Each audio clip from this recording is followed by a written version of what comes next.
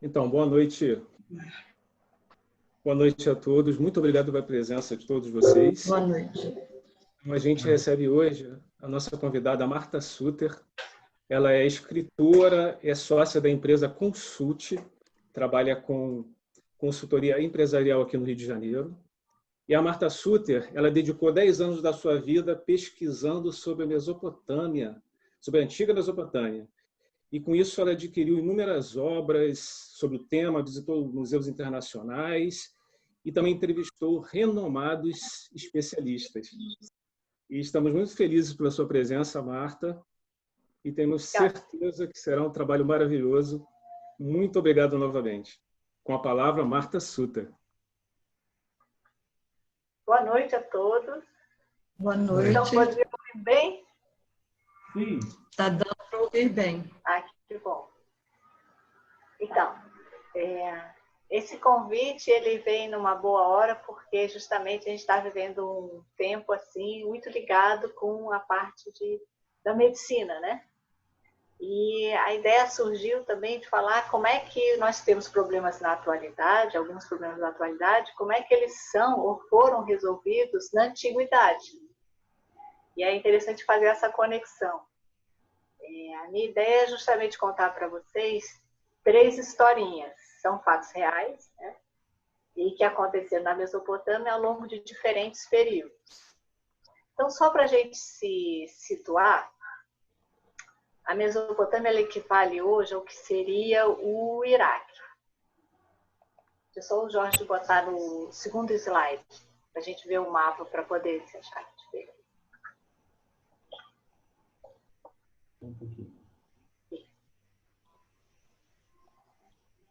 Eu vi que entrou o slide e depois saiu.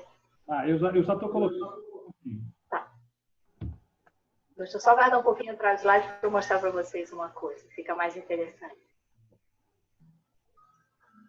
Então, aí a Mesopotâmia, ela equivale mais ou menos ao que hoje a gente conhece como Iraque, uma parte da Turquia e vai até o Golfo Pérsico. Ou seja, faz vizinho com, ela é vizinha com o Irã. Né?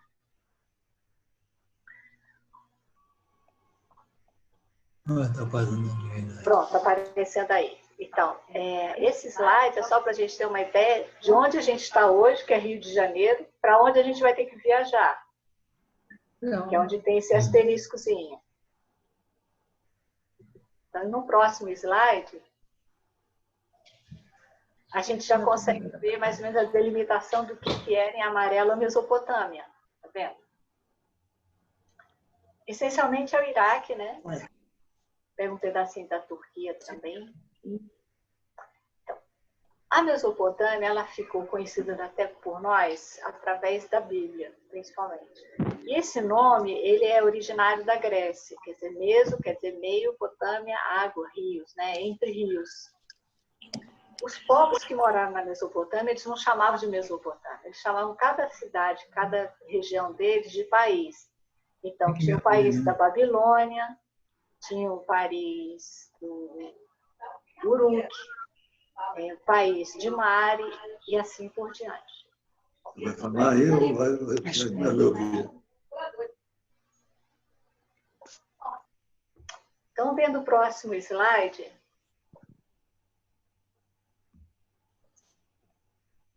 Deixa eu ver. Microfone, pode falar. Isso. Não, anterior. Isso. Pronto. E tem a frase, quando a magia negra foi a julgamento.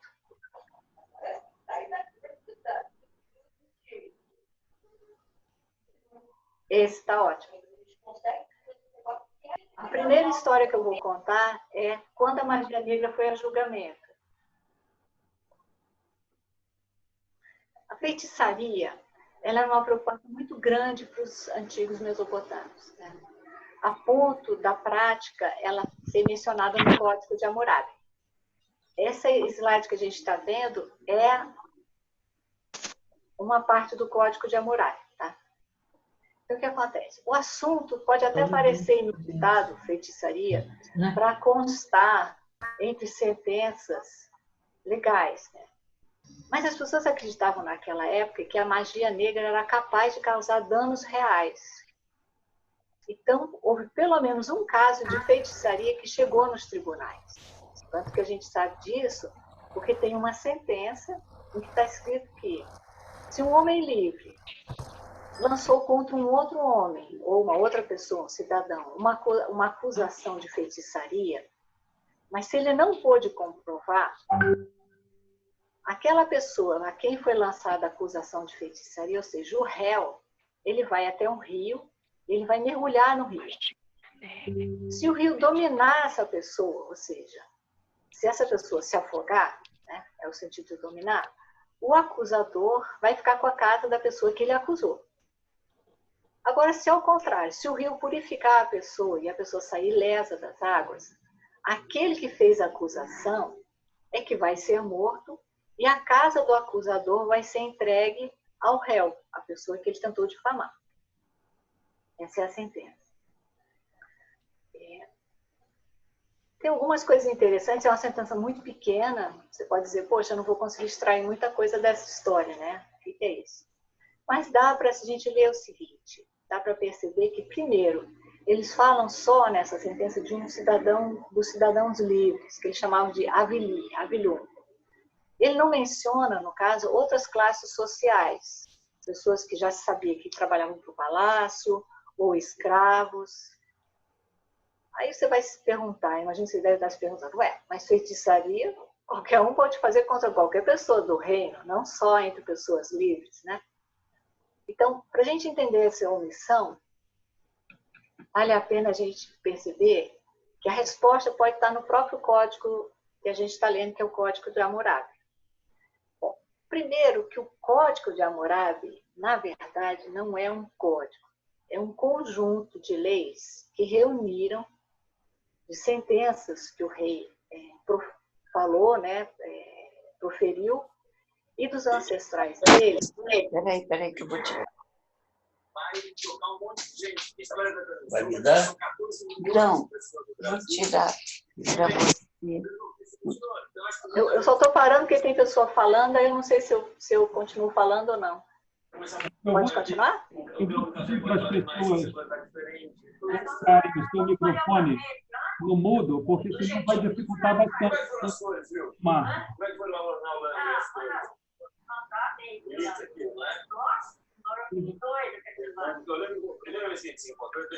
Posso pedir uma gentileza para todo mundo, que eu acho que vai ajudar bastante?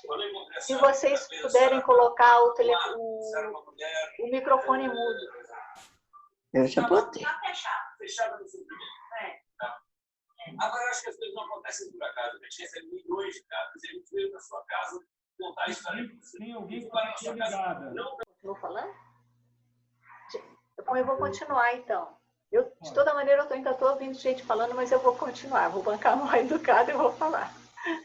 Mas vamos lá. Então, só relendo assim. Então, na sentença dizia que se uma pessoa acusasse o outro de feitiçaria, o que ia acontecer? Quem acusou, não acontecia nada antes que o réu fosse verificado, passasse por um processo. E como é que acontecia esse processo? A pessoa tinha que mergulhar no rio. Se ela não sobrevivesse, é porque ela era culpada. Se sobrevivesse, quem a acusou perdia, era morto e perdia a própria casa para essa pessoa que ele acusou. O que a gente vê que é o seguinte, o processo de magia negra, ele já era difícil de você trazer uma prova. Por quê? Porque é uma coisa obscura, ninguém faz magia negra na frente de todo mundo, se tiver fazer escondido, e era a mesma coisa que acontecia com traição. O julgamento era o mesmo para quem cometesse traição de adultério, né? Então você precisava de um flagrante para poder comprovar. Na falta de um flagrante, qual era a solução que eles acharam? Era o réu que era responsável de trazer a prova da sua defesa, não o acusador, né? Mas será que isso tem base jurídica para um julgamento? Bom, você pode fazer uma denúncia sem prova, você pode até fazer uma acusação, porque isso acontece várias vezes. E durante o processo é pedido que alguém traga a prova. Então, quando o acusador não traz a prova, caía por cima do réu. A gente pode ficar se perguntando o seguinte, será que Hammurabi, que era conhecido, pelo menos é dito, que ele tinha um grande senso de justiça, ele deixaria um processo acontecer dessa maneira? Então, eu preciso fazer um parênteses com vocês, que é o seguinte, na Mesopotâmia, realmente havia um entendimento que ninguém podia ser condenado sem prova. Você não podia chegar, acusar alguém e a pessoa seria condenada. Ela ia passar por um julgamento e teria que ter prova nesse julgamento. Mas uma prova de tal importância, como no caso de uma feitiçaria, uma prova difícil de você obter, o que eles faziam? Eles recorriam a um aspecto místico chamado ordalho. O que é isso? O ordalho é uma técnica que se utiliza elementos da natureza para você chegar num juízo divino, com a participação do réu. Como assim? Essa prática ela existia na antiga cidade de It, que fica perto do rio Eufrates, na Turquia, como a gente viu lá no mapa, no norte da Mesopotâmia. Essa cidade era chamada Cidade do Rio Ordálico. Tem textos da época, que as pessoas na Mesopotâmia escreviam bastante, elas escreviam sobre tabletes de argila, e esses tabletes eles se conservam muito bem ao longo dos séculos, né? Mais que o CD-ROM, que o papel. Então, chegou até a gente agora textos sobre situações acontecidas há 4.000 anos. Alguns textos contam justamente que na cidade de It é que acontecia o julgamento divino, que muita gente viajava para participar desse julgamento. E que era um processo ancestral. Provavelmente isso era feito desde a pré-história. Pelo entendimento que as pessoas tinham, justamente que a natureza ela poderia julgar muito mais os assuntos misteriosos e místicos do que nós humanos propriamente dito. Essa prática do ordalho, eu não posso afirmar que ela foi copiada, mas ela se repetiu em outras culturas, né? Entre os persas, os judeus, os gregos, os hindus, os cristãos, e chegou a ser praticada até a Idade Média. É claro que é uma prática tenebrosa, né? Você fazer a pessoa mergulhar no rio. O sentido lá não era só a pessoa mergulhar no rio, ela tinha realmente fazer mergulho, né? Ela tinha que nadar no fundo do rio e depois subir. Quer dizer, não era uma prova muito fácil, né? Vamos dizer assim. Bom, outra coisa também que explica usar esse tipo de recurso é que ninguém, imagina, de carne e osso, ia ter coragem de julgar uma outra pessoa por feitiçaria. Vai que o cara é feiticeiro. Vai que dá o azar dele me enfeitiçar, né? Então, o que eles fizeram? Eles transferiram para uma instância superior, além do rei e do juiz, eles transferiram para uma instância superior, que era o quê? Os deuses, né? Para fazer o julgamento. Tudo bem. Em termos terrenos, também tem esse adicional, né? Além do próprio julgamento, que a pessoa mergulhava no rio, se ela fosse inocentada, qual era a vantagem? A vantagem é que o rio limpava a pessoa até da difamação. Vamos dizer, o que seria hoje o fake news, que alguém faz contra alguém, se a pessoa mergulhasse no rio e saísse ilesa, ela estava limpa, a moral dela estava limpa, estava tudo certo, estava tudo bem. Agora, se no caso ela fosse culpada, o que acontecia? A feitiçaria era desfeita com a água do rio. Então a água do rio era tipo para zerar a história, né? O mergulho no rio era para zerar a história. Então, finalizando, a gente pode imaginar que naquela época qualquer um podia ser acusado de feitiçaria. Então, acho que na via das dúvidas, o melhor que as pessoas tinham que fazer naquela época era aprender a nadar. E nadar bem. Caso elas fossem julgadas, elas estavam livres de, pelo menos, não morrerem afogadas, né? Então, aqui eu chego no final da primeira historinha. O pessoal tinha conversado comigo que a ideia seria que eu apresento as histórias e depois vocês fariam perguntas ao final. Então, se vocês já tiverem alguma pergunta para alguém recensear, se vocês quiserem mandar pelo Zoom, e aí no final eu explico, eu vejo o que vocês perguntaram e aí a gente fecha essa parte das perguntas, tá? Agora eu vou passar para a segunda história. Passa o próximo slide? Oi? Passa o próximo. Pode mudar o slide, por favor.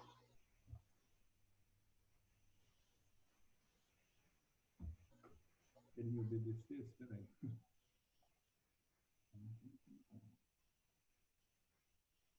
É esse? Pronto.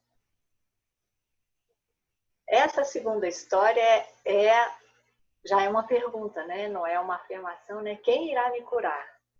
Esse painel é o painel da Síria, é uma placa de bronze. Não dá para ver com muita nitidez, mas é um rei e atrás dele é a mãe do rei. Então eu vou contar essa história aqui, que é uma pergunta que a gente faz muitas vezes também, né? Quem é que vai me curar, né?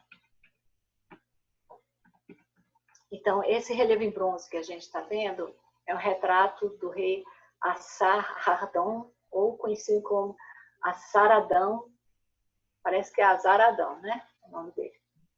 E a mãe dele chamada Náquia, que está justamente atrás dele, que foi uma pessoa que lutou muito por ele, né?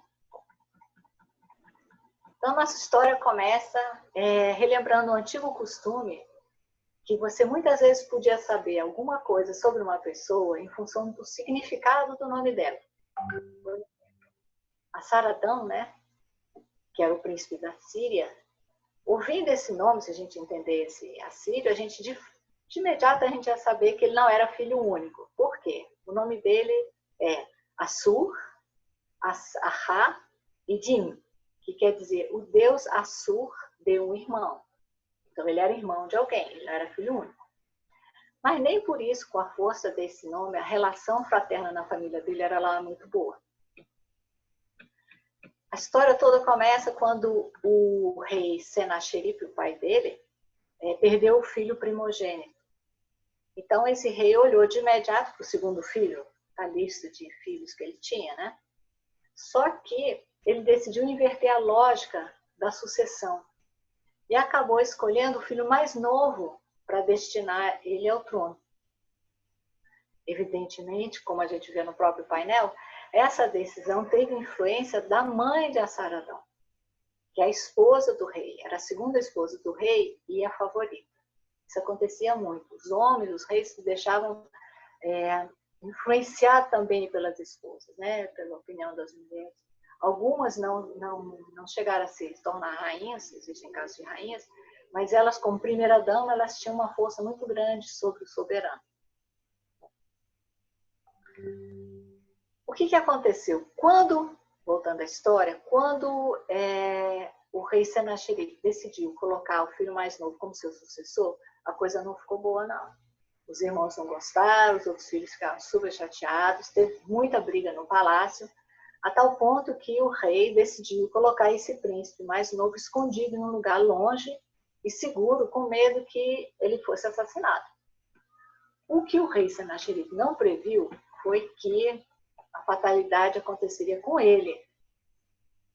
Então, a gente sabe exatamente o dia de quando a situação chegou ao clímax, né? No dia 20 de Tebeto, que é janeiro, do ano de 681 antes da Era Comum, né? Menos 681, ele morreu de forma suspeita. Tem duas versões. Ele foi ao templo, e a primeira versão diz que uma estátua colossal de um touro alado caiu em cima dele, esmagando o rei. Eu não sei como é que pode ser isso, porque a estátua pesava pelo menos toneladas, mas a gente não pode descartar essa teoria. E existe uma outra versão do fato, deve ter sido um outro jornal que imprimiu a notícia de outra maneira. Ele diz que foi um dos filhos do rei, ou alguém junto, um complô, que assassinaram o pai. Isso é muito raro de acontecer, um filho assassinar um pai, no termos de herança pelo trono, né? Isso não é comum, mas aconteceu. Essa tragédia, ela não impediu que Assaradão chegasse ao trono, mas ele teve que fazer a proeza de expulsar os usurpadores, que eram os irmãos dele, e para se tornar soberano da Síria, ele teve que fazer várias marchas forçadas, quer dizer, ele teve que fazer uma caminhada longa. A cidade onde estava ele escondido não era perto da capital do reino, né? Os irmãos fugiram para o exílio, e tudo isso foi com uma luta muito grande, muito empenho, e evidentemente com uma certa dose de estresse. A coisa não foi simples assim.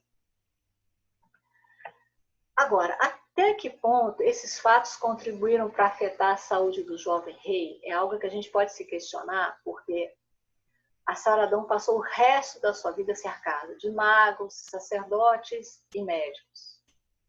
Por quê? Porque ele padecia de um mal muito grave e ele vivia perguntando: quem vai me curar? Uma das pessoas que tentou responder essa questão, e responder no sentido de não só de dizer quem faria, mas de resolver a questão, foi o Dr. Urad Naná.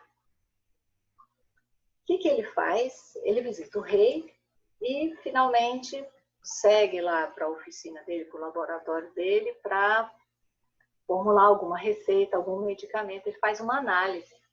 Então, isso é bem interessante porque a gente percebe que o médico ele não faz uma prescrição de imediato nesse caso, né? Ele faz uma análise profunda. Então, vamos ler um pouquinho da carta. Do médico para o soberano. Boa saúde, vossa majestade, né? Que os deuses Ninurta e Gula proporcionem teu bem-estar de corpo e coração. Aí a gente vê uma coisa interessante, duas coisas interessantes. Primeiro que os deuses Ninurta e Gula são os deuses da saúde e eles vinham em pares. O marido e a mulher. Isso é típico da Mesopotâmia, os deuses virem serem casados, né? Namorarem, noivarem e casarem. Bom, a outra coisa que ele fala é o bem-estar do corpo e do coração. Que ele, na verdade, queria dizer, no nosso entendimento atual, seria alguma coisa que você tem uma boa saúde de corpo e alma ou corpo e mente. Por que coração? Porque para o pessoal da Mesopotâmia, a gente vai ver como é que está muita coisa relacionada com os dias de hoje, o coração era o centro do aprendizado, era o centro da elevação, era o centro da educação, do entendimento, do conhecimento. E nós usamos hoje em dia ainda saber de cor, a expressão saber de cor, quer dizer, saber de coração, memorizar. Então, achava-se que era uma expressão da Idade Média, não é, é uma expressão da Mesopotâmia, muito mais antiga. Bom, mas até agora o médico não diz para o rei como é que vai curar. Então ele fala assim: o senhor meu rei tem me indagado por qual razão eu ainda não diagnostiquei sua doença, nem indiquei o remédio que por fim vai curá-lo. De fato, quando a gente conversou pessoalmente, eu não sabia como ajudá-lo. Mas agora eu tenho certeza, eu tenho a resposta. E se o senhor ficar em dúvida com o que eu vou sugerir, eu acho que o senhor podia recorrer à predição para verificar. Que se chama, é uma técnica, o nome enrolado, é aruspição. Aruspição é quando você pega um carneiro, você abre o carneiro, tira o fígado, e vê no formato do fígado, na viscosidade do tecido, qual é a resposta do Deus à sua pergunta. Então, o que acontece? O que faz o médico? O médico fala assim: olha, eu tenho a resposta, mas se o senhor ficar em dúvida, não tem problema nenhum. O senhor pode recorrer aos sacerdotes para checar que o que eu estou dizendo está valendo. Ou seja, não existia a briga entre medicina, ciência e religiosidade e magia. Não tinha nessa época, havia uma mistura. Então, o nosso médico, Urad Naná, o que ele diz? Ele indica uma loção e um unguento. A loção é mais viscosa, o unguento é mais denso, né? Que ele fez à base de plantas e olha, ele descreve em detalhe, eu não vou ler para vocês, não precisa, mas ele diz como é que ele tem que fazer, o rei, o que ele tem que fazer. Primeiro, ele pode passar, ele deve falar assim, ou o senhor passa assim de imediato que receber minha carta, ou faz no dia seguinte de manhã. Então, ele começa dizendo assim: o senhor passa essa loção que o senhor já conhece, que vai ajudar a descer a febre que o senhor sente. Então, a gente já sabe que ele tinha alguma doença que ele ficava constantemente febril. Além disso, eu estou mandando junto 2 porta-amuletos que o senhor vai pendurar no pescoço quando o senhor fizer o procedimento. O senhor vai ficar com esses 2 amuletos pendurados no pescoço. Agora, o mais curioso da receita é o seguinte: ele fala assim, o senhor tem que realizar esse procedimento de portas fechadas. O que ele quer dizer? Não é que vai ficar de porta aberta e que vai entrar vento. Não é isso. É que ele vai ficar de porta fechada no sentido de que não vai ter ninguém em volta do rei. Ele vai fazer isso de maneira isolada. Por que que é isso? A gente se pergunta. Seria para evitar mal-olhado? Seria para reduzir estresse do soberano? Seria para evitar palpites desnecessários ao procedimento? Não sei. Eu sei que de toda maneira ele diz, se o rei piorar da febre, ele pode passar um unguento. Isso eu tenho que ficar com esse cataplasma, com essa preparado, pelo menos um dia inteiro e deitado com isso. Ou seja, para o remédio penetrar bem no corpo do paciente. Né? Ele não diz o nome da doença, infelizmente, não está de chegar para o Urado Naná e dizer, meu amigo, por que você não disse o nome da doença que você acreditava, como é que ela se chamava? Mas isso ele não diz. Bom, a gente pode acreditar que o procedimento possa ter surtido efeito. Porque a gente sabe, na verdade, que essa carta foi escrita um ano antes de Assaradão morrer, antes dele falecer. Se ele foi curado, ele passou o último ano da sua vida bem, tranquilão. Agora, se ele não foi curado, ele passou o resto dos dias dele perguntando a mesma coisa de sempre. Quem vai me curar? Então, aqui eu encerro a terceira historinha. Desculpa, a segunda historinha. Falei terceira. Segunda. Historinha. Então, agora a gente... eu vou passar para a terceira, então. Vocês acham que eu falo mais rápido? Tá bom assim? Só fazer o gesto, tá bom? Tá bom assim, Marta. Só lembrando, nós temos aqui 9 minutos para terminar esse bloco e o Jorge Arthur vai compartilhar no chat o link da continuação, tá bom? Aí todos podem acessar no chat. E eu vou... tá bom. Tá bom? E eu vou compartilhar. Acho que em menos de 9 minutos eu termino, tá? Então, tá bom. Jorge Arthur vai dar continuidade. Então, para finalizar agora, eu vou ler uma história que eu acredito que depois vocês vão ver se ela se relaciona com alguma coisa que a gente está vivendo na atualidade, né? É o Rei e a Epidemia. No Palácio de Mário, que ficava na Turquia, um outro médico é chamado às pressas para cuidar da senhora Nanami. Quando ele examina a paciente, ele diagnostica que ela está com um mal contagioso. Há 4.000 anos, os doutores da antiga Mesopotâmia eles eram capazes de reconhecer uma possível epidemia, e a primeira coisa que eles faziam era avisar de imediato as autoridades, que avisavam o rei. Esse procedimento, que já é bastante impressionante, causa mais espanto ainda quando a gente lê as cartas que foram trocadas a partir desse fato. O rei Zimri-Lin, o rei do palácio, né, que estava em viagem, ele escreve para a esposa dele, Shiptu, falando para ela tomar providências. E que providências são essas? Ele escreve assim, Shiptu. Eu ouvi dizer que Nanami foi acometida de uma doença. Ela tem relação com várias pessoas do palácio e muitas delas frequentam o alojamento. Atenção, dê ordens expressas para ninguém beber do copo que ela bebe, sentar na cadeira que ela senta ou dormir onde ela dorme. Essa doença é contagiosa, suspendam todas as visitas. O que a rainha faz? Ela escreve uma outra carta. Ao ouvir tua carta, eu transferi a Nanami para um lugar novo, onde ela faz todas as refeições separadas, ninguém se aproxima dela. Mas olha, mesmo com tratamento, ela não vai sobreviver. Então, quando o senhor voltar, a gente conversa para ver o que o senhor acha melhor fazer. O rei tem plena consciência de que a doença pode ser transmissível. E depois do falecimento da paciente, ele fala que ninguém tem acesso a ela, pois se ela sobreviver ou se ela morrer, muitas mulheres também vão sofrer dessa doença.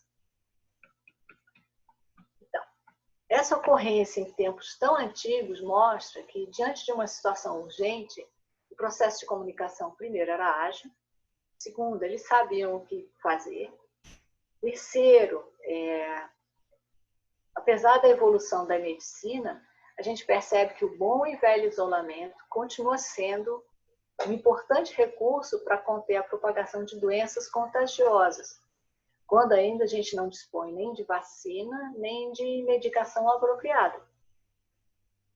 Então, aqui eu encerro as 3 historinhas. Eu imagino que vocês estão querendo compartilhar um outro link para continuar, não é isso? Mas nós ainda temos 5 minutinhos. Se você quiser dar algum complemento, fique à vontade. Não, tranquilo. Eu prefiro ver se tem alguma pergunta. E aí, se não tiver pergunta nenhuma, eu até posso fazer um complemento. Vocês que sabem. Tá ótimo. Quem tiver perguntas, por favor, adiante a sua pergunta para a Marta. Deixa eu ver aqui.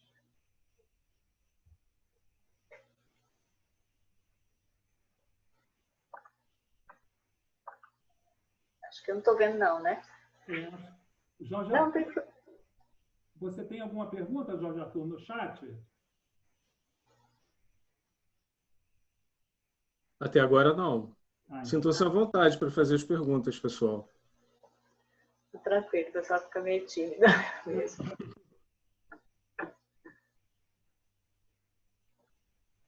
Bom, Vou aproveitar para fazer uma pergunta, então, Marta.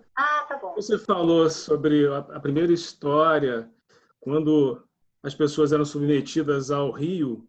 Uhum. Como era esse rio? Ele era todo cheio de corredeiras, era profundo?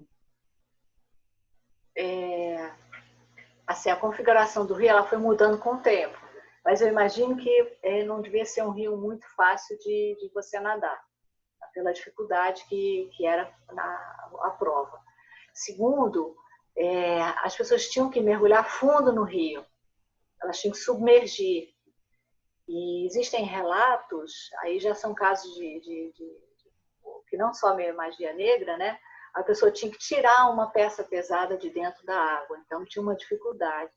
Então, o rio por si só não era uma lagoinha que a pessoa ia nadar, né? Evidentemente, é como você falou, né? Deveria ter corredeira, ele deveria ser um rio muito veloz, um trecho muito veloz, quer dizer, as águas deveriam ter muita correnteza, justamente para dificultar e mostrar que a pessoa enfrentou um grande desafio para provar que é inocente. Certo, obrigado. Nada. O link já está disponível no bate-papo, pessoal. Tem que clicar ali para continuar, né? Sim. Tá, então tá bom. Então eu vou encerrar aqui e a gente começa o novo bloco já, Jorge Arthur? Tudo bem, podemos fazer assim. Então tá bom. Só não estou vendo onde é. Cadê? Todo mundo localizou o bate-papo? Já, estou abrindo aqui. Sim. Então tá bom. A palestra está sendo gravada, eu vou disponibilizar depois, tá bom? Para todo mundo. Então, vamos lá. Eu encerro aqui, Jorge Arthur, então, e começo o novo bloco. Eu tô tentando fazer aqui pelo... Sim, ele foi pelo computador, tranquilo. Ele abriu direto. Então tá bom. Eu vou lá então. Eu vou encerrar por aqui, tá bem? Tá certo, obrigado. Nada. Até já, pessoal.